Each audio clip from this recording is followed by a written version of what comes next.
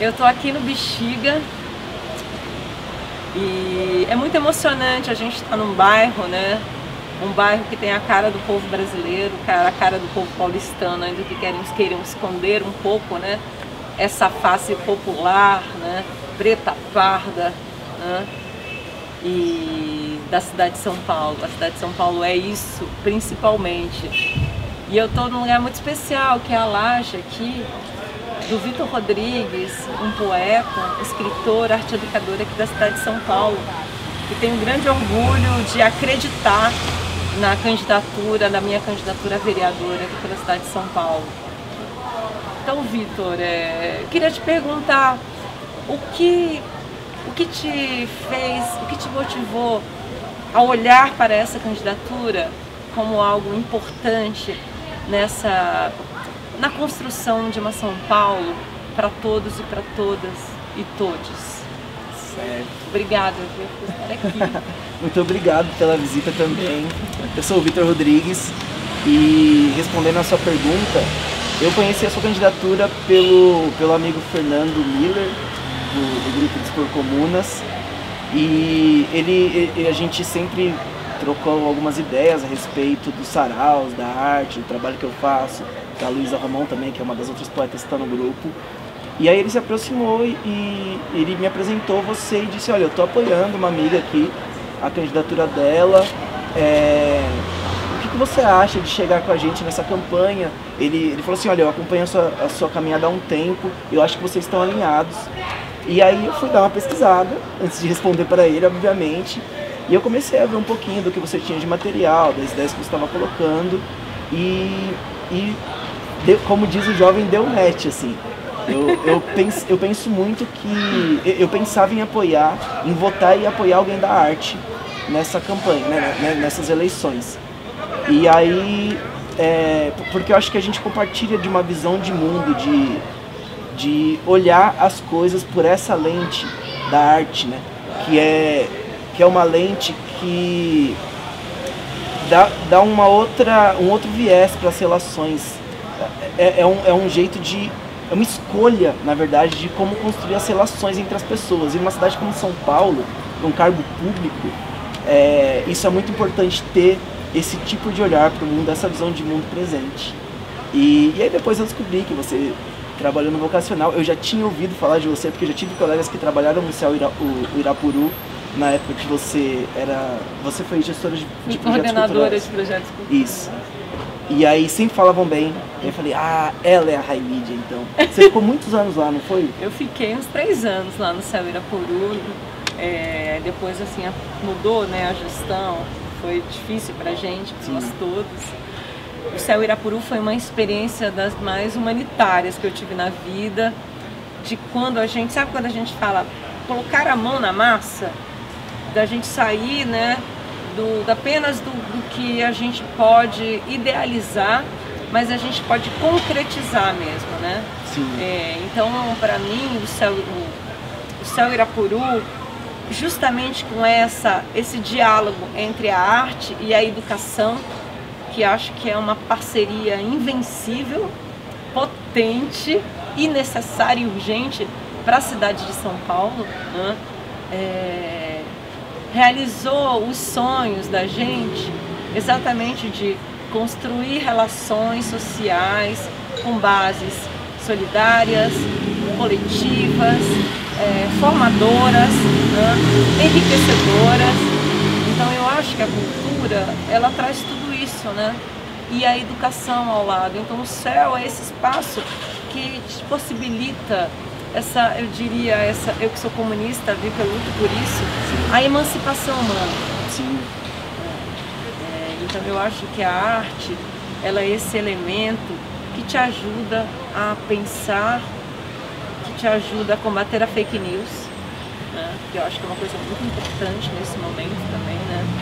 Que te ajuda a não ser enrolado, porque você vê o teatro, você lê um texto, e aí depois você vê por trás desse texto, o texto diz uma coisa, mas por trás o que essa mensagem quer dizer?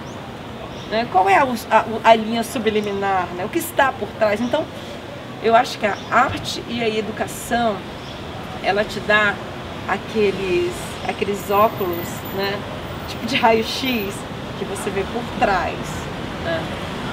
Isso é uma coisa, acho que é muito importante, porque é enriquecedor.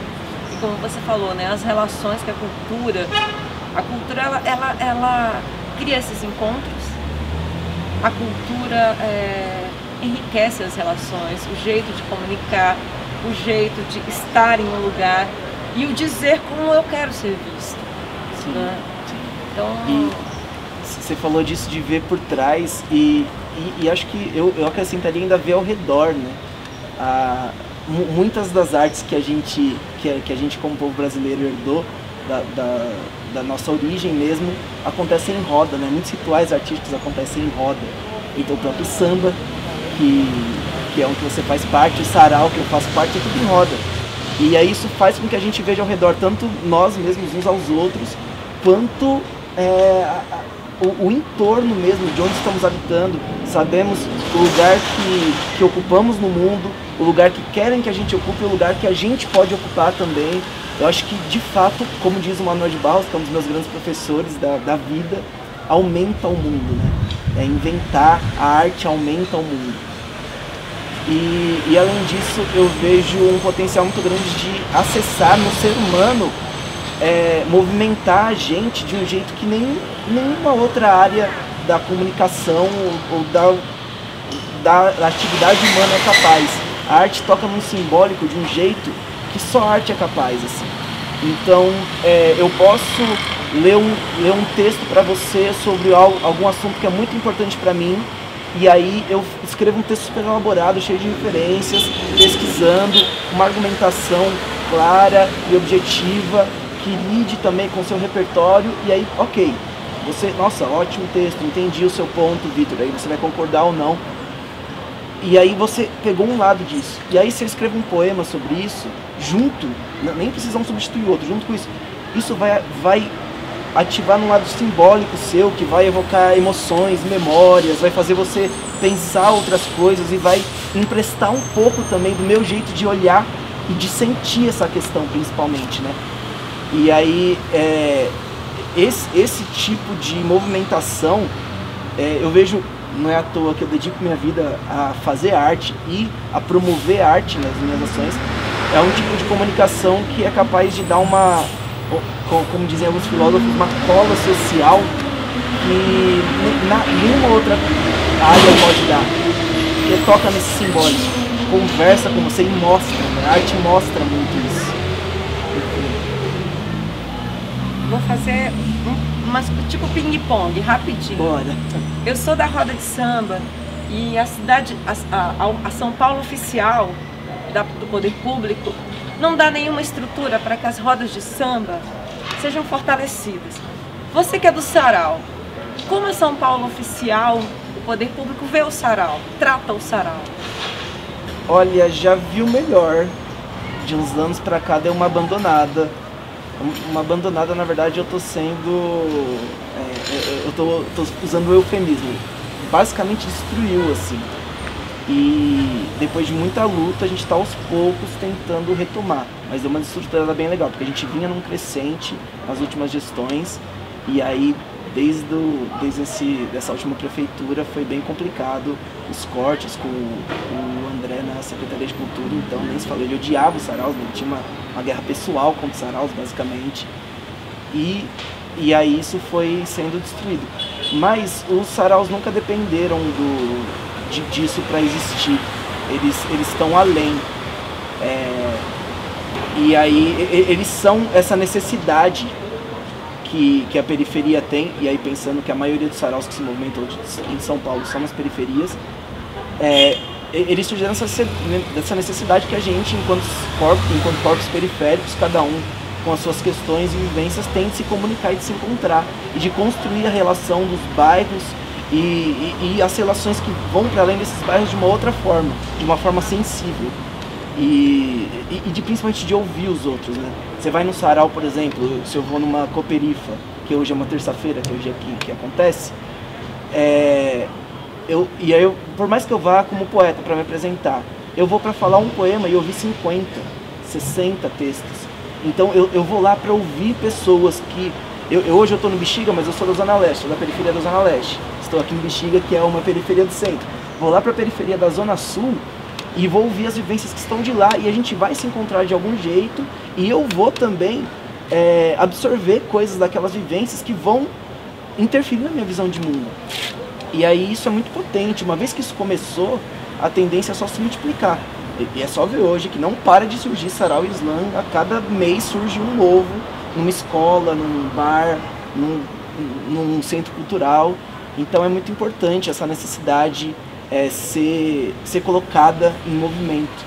E aí a gente sempre tem falado assim, ó, a gente sabe como faz, a prefeitura, o poder público precisa confiar que a gente saiba, que a gente confia não, eles sabem que a gente sabe fazer, e precisa repassar essa verba para que isso se potencialize cada vez mais e para que essas pessoas que se dedicam aos saraus possam se dedicar exclusivamente, porque a gente sabe da potência que tem. Hoje as escolas ligam e mandam e-mails, as professoras e diretoras e coordenadoras, para as pessoas que fazem sarau, falando: vem para minha escola porque vocês vieram aqui, a molecada ficou louca, tá todo mundo querendo ler, todo mundo querendo escrever, voltem por favor. Então todo mundo sabe dessa potência.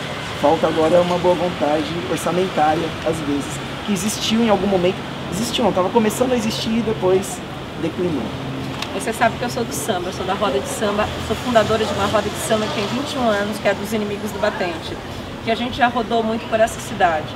E a nossa sede, o nosso terreiro é ali no Baró do Borogodó, na Vila Madalena, onde a gente se apresenta há 16 anos, ininterruptamente, né? Então, esse período, agora recentemente eu fui fazer uma visita a alguns sambas, né? Claro, tentando tomar todos os cuidados, né? E nesses sambas, essas visitas que eu fiz, né?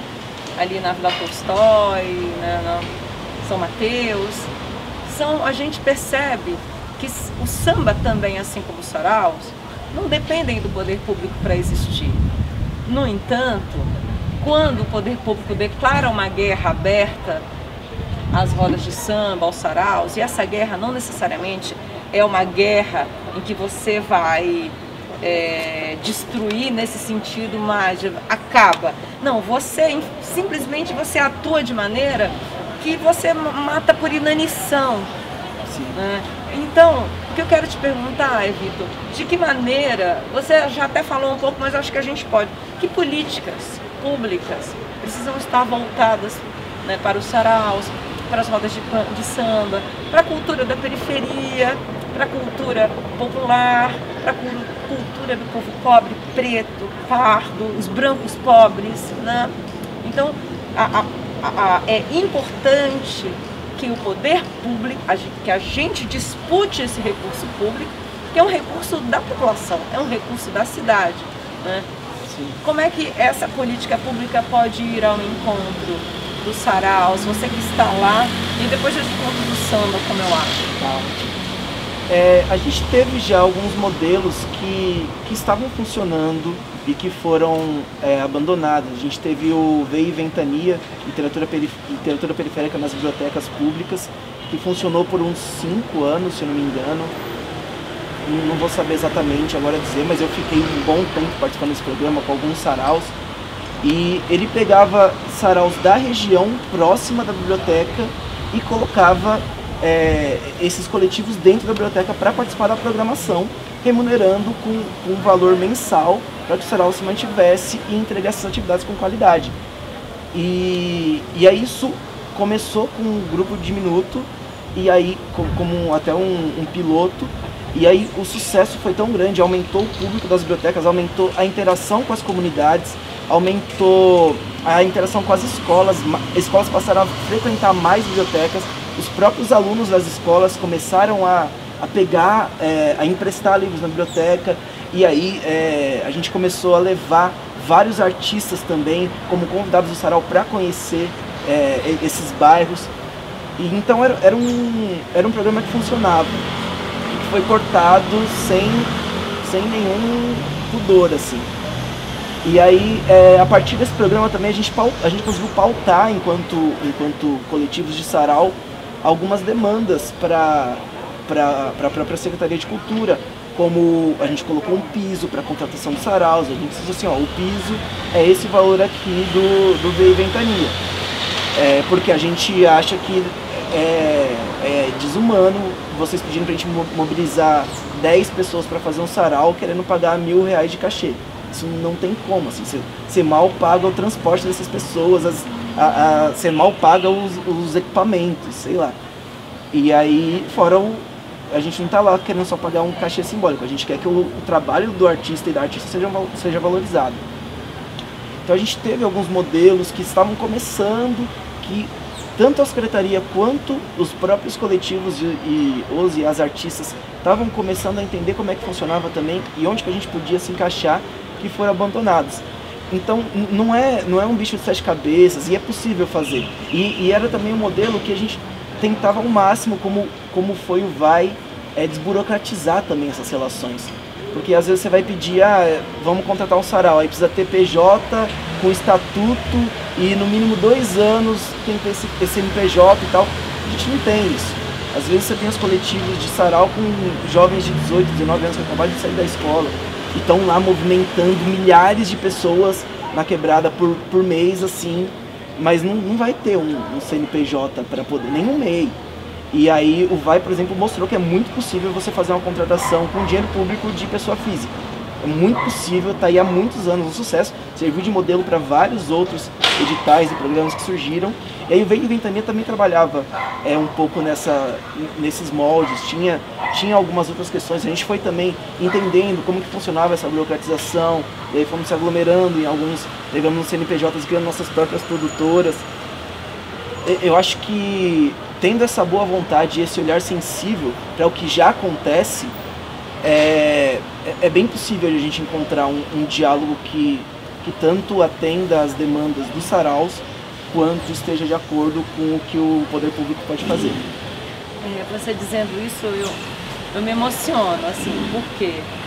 Porque os saraus, as rodas de samba, as batalhas de MC, né, as rodas de jongo, tem o seu jeito de se expressar. Cada jeito acontece num tempo, acontece com um aprendizado, né? E, na minha opinião, o poder público precisa respeitar esse tempo. Essa é uma coisa que eu defendo muito. Peculiaridades, por exemplo, a oralidade, um princípio, é a base de basicamente uma boa parte das manifestações culturais populares, né? Então a oralidade precisa ser respeitada e a política pública precisa respeitar isso e ir ao encontro. Você não pode exigir de um mestre formalidades, né? Um tipo de regras formais, né? Porque isso não vai, você vai conseguir excluir cada vez mais aquelas manifestações e aqueles atores que fazem, né, aquele tipo de expressão, cultura, brincadeira, né? Então isso é uma das principais coisas que eu defendo, por exemplo, no meu programa, na minha plataforma, né? Os sonhos de uma cidade que inclua essas manifestações. Essa é uma das coisas.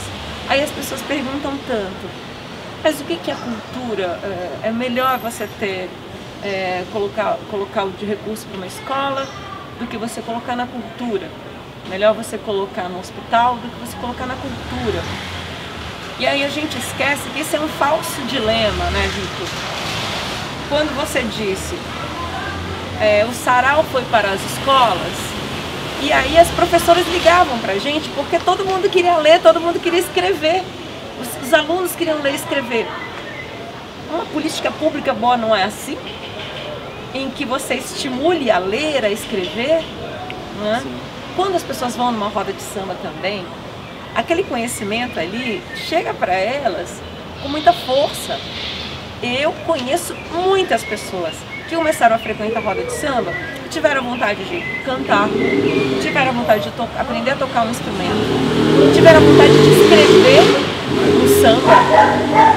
Então, isso tudo pode ser potencializado de maneira muito simples pela política pública, é o que eu acredito. são as formas de organização de ações governamentais, como você disse ainda há pouco, né, da ocupação das bibliotecas. Você tem o equipamento público da prefeitura, né? Você não precisa levar a cultura para a periferia está cheia de cultura, pulsando assim, né, de maneira muito rica, muito forte, né, vigorosa, né? Sempre foi assim, e cada vez mais. Ainda que queiram destruir, né, a periferia, do povo, a cultura, ela resiste a esse projeto de destruição, esse projeto genocida. Então, eu acredito muito que a administração pública precisa apenas oferecer seus equipamentos, remunerar esses artistas, né, e potencializar, fazer com que se desenvolvam essas manifestações. Então você tem bibliotecas, você tem casas de cultura, você tem centros educacionais unificados, você tem as subprefeituras. Esses equipamentos, essa estrutura pública do poder público precisa estar a serviço da população, das suas manifestações, da sua forma de comemorar, né, da sua forma de existir, da sua forma de se encontrar. E aí realmente o que precisa é vontade política, porque são questões simples, né? É preciso que haja recurso para isso e é preciso disputar esses recursos. Sim, exatamente. E você estava dizendo, às vezes fica nesse dilema, né? Não é melhor colocar na educação, na cultura? E aí acho que a gente volta um pouco pro começo da conversa. Tem coisa que só a arte é capaz de fazer, assim. A educação, e uma complementa a outra. Você pode ir lá falar da história da imigração nordestina para São Paulo. E aí, lá numa aula, a professora pode dar a melhor aula da vida dela, os alunos, ok, eles vão ficar com aquilo. Agora vai mostrar os sambas que falam sobre isso. Vai falar da história de São Miguel, da história do próprio Bexiga, da história de Santo Amaro, de todas as regiões da Zona Sul, essas regiões que teve bastante migração. A minha família, por exemplo, é dali da Zona Leste, São Miguel, Emerina, aquele pedaço. Quando você tem esse lado afetivo, a arte traz um pouco disso, né? Ela toca você não só com a informação ou com a narrativa, toca no afeto também. Você vê e se sente visto, você sente que a sua história, e não só a sua história, os seus afetos mesmo, os seus sentimentos, as suas emoções são respeitadas e são importantes para alguém no mundo, nem que seja só para quem compôs aquela letra, quem cantou e os músicos e as musicistas que estavam na roda. Mas ok, são 10 pessoas que gastaram tempo da sua vida apreciando aquilo e se dedicando àquilo, e esses afetos se cruzaram.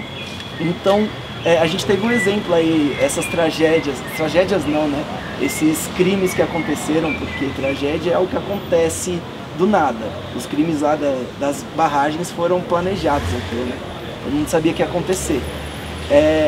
Eu lembro que saiu até um texto dizendo assim, se aqueles engenheiros que cuidam daquelas barragens talvez escutassem mais música, assistissem a mais peças, lessem mais livros, assistissem mais filmes e se formassem desse jeito, talvez eles não prefeririam pagar multa e indenização para as famílias que sofreram, ao invés de investir um pouco melhor para a estrutura daquilo, para que não acontecesse. Porque eles iam... Quando você está vivendo a sua vida com a arte ao lado, naturalmente você vai... Uma pausa, né?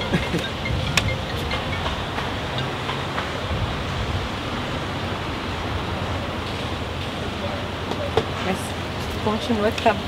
Sim, naturalmente você não vai mais conseguir ignorar essas questões. Você não vai mais conseguir ignorar o outro.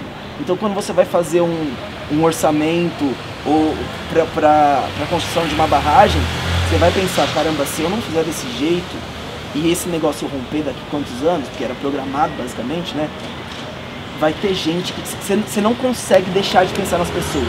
Você pode trabalhar isolado numa oficina, só você e ferramenta, você não vê gente o dia inteiro, mas se você tá cantarolando alguma música na sua cabeça, se você tá com esse lado simbólico, esse lado afetivo que a arte te traz, se você está tomado por esse, se sua vida caminha junto com a arte, você vai pensar nas pessoas, não tem como ignorar. Porque a arte é basicamente isso, é fazer com que narrativas se cruzem e com que pessoas sejam vistas e entendam que tem seu papel no mundo. Exatamente. Eu vou pedir para você, pode terminar com um poema, em cima dessa última frase, esse último pensamento, e eu vou te cantar uma coisa aqui também. Tá bom. Tá, eu vou dizer um poema então. A gente precisa, vou falar pra você, a gente precisa falar dos escombros. Um passarinho que pousava na varanda, hoje pousa na pedra e na poeira depois da demolição, e a gente precisa falar desse passarinho. A mãe já perdeu 3 filhos e transa todas as quartas-feiras sem anticoncepcional. A gente podia ouvir essa mãe. Um senhorzinho enterra mais um compadre e faz questão de gritar: eu cuidei dele até o fim. Falta de trato não foi.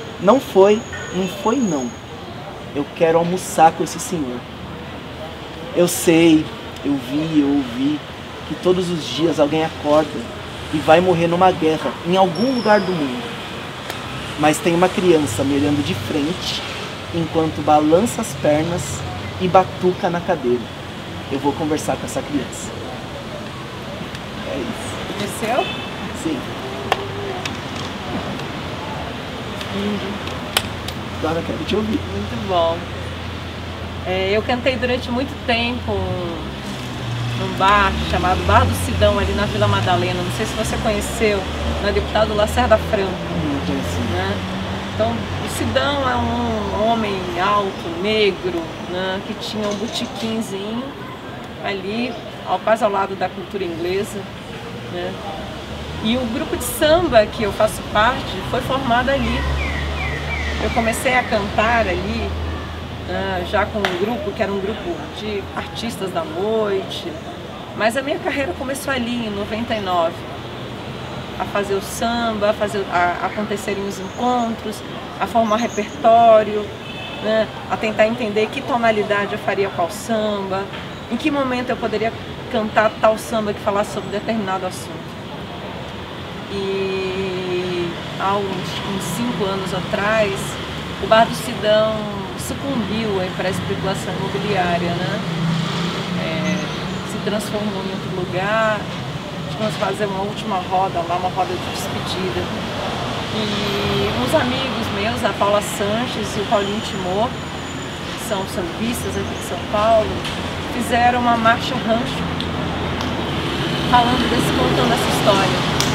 E aí eles concorreram no Festival de Marcha Rancha do Alto Borogodó, né? Que é um festival que já existe, aconteceram 4 edições, 4 ou 3, acho que 4 edições, mas enfim, aconteceu esse ano ainda, né? E a gente está esperando que continue. E a música, olha só, era assim: podem derrubar o quarteirão, já derrubaram até o Bar do Sidão, mas continuamos de pé, mostrando como é a nossa tradição. Derrubem janelas e prédios, paredes, concretos, joguem tudo pelo ar. Fechem teatro, cinema, toda Madalena não vai parar de cantar. Estamos em toda parte, levando o estandarte da cultura popular. E temos a consciência, somos resistência, ninguém vai nos derrubar. Você vê, né, o artista, ele condensa, ele dá a mensagem, né, e conta uma história. Ali, naquele espaço, era o Bar do Sidão. O Bar do Sidão vai ficar para sempre na nossa memória.